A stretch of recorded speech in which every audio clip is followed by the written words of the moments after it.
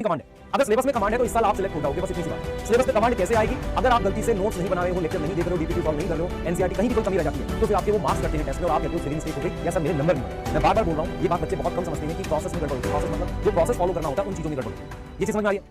क्योंकि जो मैं अभी आपको बोलने वाला हूं, वो आपके लिए बहुत इंपॉर्टेंट है, बहुत ज्यादा जरूरी है। जल्दी बता दो बेटा, क्या मार्क्स आप लाना चाहते हो? कोई ऐसा है जो 620 लिख रहा हो? कोई ऐसा है जो 600 लिख रहा है? आप क्या मार्क्स लाना चाहते हो? चैट में बताओ जल्दी से, मैं आपको बताता हूं। मैं अगर आपकी जगह हूं, मैं अगर सोच पा रहा हूं, तो मैं इनमें से कुछ भी नहीं लाना चाहता। क्योंकि अगर आपका गोल मार्क्स है, तो नीट का एग्जाम आप नहीं क्रैक कर सकते। कभी भी गोल मार्क्स होता ही नहीं है। गोल नीट जैसे एग्जाम में, मैं कुछ आइडिया दे देता हूं। नीट जैसे एग्जाम में जहां 720 नंबर में से 620, 630 नंबर, 610 नंबर पे सिलेक्शन हो रहा है, वहां पे आप मार्क्स टारगेट कर ही नहीं सकते। क्योंकि आपको क्या करना पड़ेगा, ये इतने सारे मार्क्स लाने के लिए आपका सिर्फ एक गोल होना चाहिए कि सिलेबस आपने कंप्लीशन कैसे किया, आपने सिलेबस को कैसे कंप्लीट किया, सिलेबस का रिवीजन कैसे किया, आपने टेस्ट कितने सारे दिए और उसकी एनालिसिस कितनी ज्यादा करी। अगर आप बेटा ये टारगेट कर रहे हो तो गलत तरीके से जा रहे हो। रियल में बच्चे ये समझते नहीं है कि टारगेट जो होता है, मेरी बात सुनना ध्यान से, टारगेट ये नहीं होता। टारगेट कभी भी स्कोर नहीं होना चाहिए। टारगेट हमेशा दिमाग में ये होना चाहिए कि मैं सिलेबस कितने ज्यादा अच्छे तरीके से पढ़ रहा हूं, मैं उसकी कितनी बार रिवीजन कर रहा हूं। क्योंकि अगर इनमें परफेक्शन लाओगे ना, ये अपने आप आएगा। मेरी बात समझ में आ रही है? इससे क्या फायदा होगा बताता हूं। अगर कभी आपका स्कोर आ जाता है टेस्ट देते हुए 400 या 500, तो आप क्या करोगे? इस स्कोर को देख के परेशान होते रहोगे, यार अभी तो बहुत गैप है। लेकिन आप इस चीज को कभी नहीं देखोगे कि यार मेरा 400-500 क्यों आया? क्योंकि मैंने रिवाइज नहीं किया था, मैंने प्रॉपर तरीके से पढ़ा नहीं, मैंने प्रैक्टिस नहीं करी। इसे नहीं देखोगे। हमेशा अपने दिमाग में ये रखो कि अगले साल नीट में बैठने से पहले मेरे को सारा सिलेबस अच्छे से आता हो, सबका टेस्ट दे चुका हूं, सबको कई बार रिवाइज कर चुका हूं। मेरी बात समझ में आ रही है?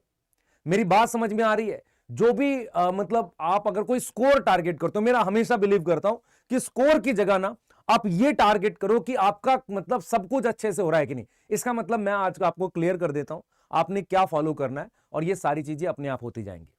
क्लियर है? सही है? ठीक है, ठीक है। चलिए, तो इसका मतलब स्कोर से ज्यादा इंपॉर्टेंट ये है। तो आप सबसे पहले परफेक्शन लाओ। आपको कैसे जाना है सुन लो ध्यान से। सबसे पहले आपको लेक्चर देखने। जिन बच्चों को लेक्चर देखे हुए हैं, समझे हुए हैं, अगर वो चाहते हैं ना देखना, तो आप उसके नोट्स रिवाइज करो और नोट्स की मल्टीपल रिवीजन करो। जब आप लेक्चर देखते हो, उसके नोट्स बनाते हो और उसको रिवीजन करते हो, इसी के दौरान आपको डीपीपी सॉल्व करनी होती है। इसका मतलब डीपीपी वो होती है जो चैप्टर पढ़ते वक्त सॉल्व करनी है। और जब आपका चैप्टर कंप्लीट हो जाए तो सर क्या नोट्स रिवाइज करूं? फिर से नोट्स रिवाइज करूं? हां। कितनी बार करूं? सर 2 बार कर लो। सर 2 बार में याद नहीं होता, 3 बार कर। 3 बार में याद हुआ नहीं, 4 बार कर। तो तुझे नोट्स बार बार रिवाइज करने हैं, फिर एनसीईआरटी रिवाइज करनी है, फिर तुम्हें ये पीएनएस एसएनएस बनाने हैं। पीएनएस और एसएनएस क्या है बेटा? ये आपके अलग अलग टाइप के क्वेश्चन है, ये टॉपिक वाइज क्वेश्चन है। और फिर इसमें जो फुल सिलेबस का एक पूरे चैप्टर का एक टेस्ट है, उसको बना के देखो। इसका मतलब यह हुआ कि अगर आपको अपना रास्ता पता है कि आपको डीपीपी कब करनी है, चैप्टर के साथ ही करते जाना है। आपको चैप्टर कंप्लीट होने पे कई बार नोट्स रिवाइज करने हैं, कई बार एनसीईआरटी रिवाइज करनी है, पीएनएस एसएनएस करना है, तब जाके आपको परफेक्शन हासिल होगी। नहीं तो होगा नहीं बेटा। आप में से बहुत सारे बच्चों को अब क्या करना पड़ेगा, एक ट्रैकिंग शीट बनानी पड़ेगी खुद से, जिसमें हर चैप्टर के स्टार्टिंग में उस पेज को लगा लिया करो। जब आप चैप्टर स्टार्ट करते हो, उस पेज को लगा लो या बना लो, जिसमें आप लिख दो कि आपने लेक्चर देखे कि नहीं देखे, लेक्चर के बारे में लिख दो।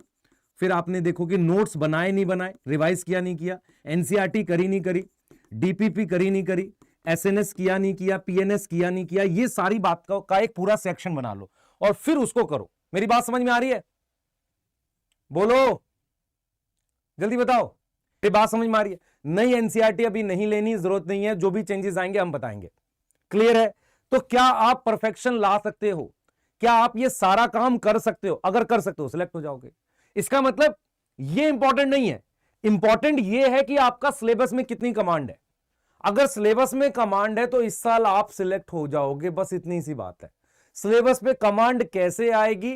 अगर आप गलती से नोट्स नहीं बना रहे हो, लेक्चर नहीं देख रहे हो, डीपीपी सॉल्व नहीं कर रहे हो, एनसीईआरटी कहीं भी कोई कमी रह जाती है, तो फिर आपके वो मार्क्स कटते हैं टेस्ट में और आप कहते हो सिली मिस्टेक हो गई या सर मेरे नंबर नहीं बढ़ रहे। मैं बार बार बोल रहा हूं, ये बात बच्चे बहुत कम समझते हैं कि प्रोसेस में गड़बड़ होती है। प्रोसेस मतलब जो प्रोसेस फॉलो करना होता है उन चीजों में गड़बड़ होती है।